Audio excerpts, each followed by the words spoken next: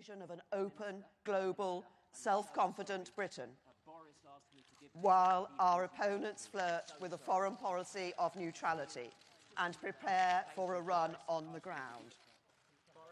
Some people say we've spent too much time talking about Jeremy Corbyn's past.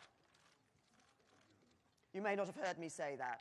So some people say we've spent too much time talking about Jeremy Corbyn's past.